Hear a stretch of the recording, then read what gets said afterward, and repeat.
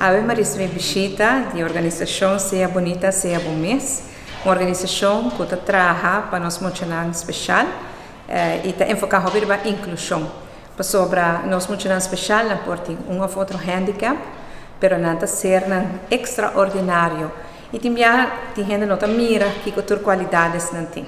Se caminha tem um lugar especial no meu coração e me estou contente de entregar a revista que nós trabalhamos de tour e emocionar especial do grupo aqui.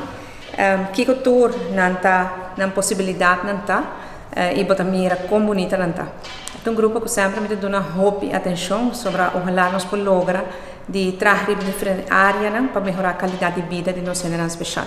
Nós que seguir o ciclo de vida de um ser especial, que eu quero com a opinião que de hora que mucho nasce, baby nasce, então tem handicap, tem uma limitação, mas tem sistema para sostener seu maior, decisão difícil como se toma agora aí. Também ajuda maior para que cuide de muito especial. Depois na escola, para ter atenção especial para nós, e quer ter inclusão na ensinança também, mas de forma responsável, donando atenção a nós muito especial.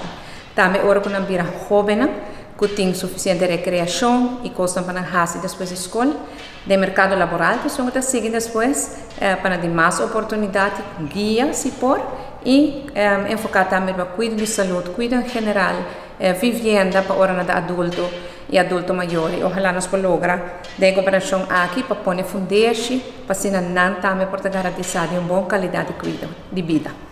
Agora nós vamos entregar nossa primeira revista na nossa primeira ministra, a senhora Evelyn Weaver Cruz. Para nós é um grande honor e nós estamos muito orgulhosos de logro aqui, que nós podemos sacar uma revista para nós muito especial. Nós temos uma história na Nigéria, qual assim pessoas não podem assim pouco mais de que é nós muito especial, na diferente tem que Down syndrome, autista, butterfly disease, tem diferente de não com especialidade na revista.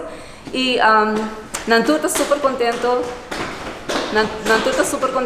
e tipo não pode ter revista e agora nós sabemos que três modelos mais especial ainda, passou nós sabemos que o André J. Drake Sara, que vai arriba é back screen de Times Square na New York. Também nós estamos muito orgulhosos de logro e nós esperamos que nós podamos lograr muito mais para nós muito especial.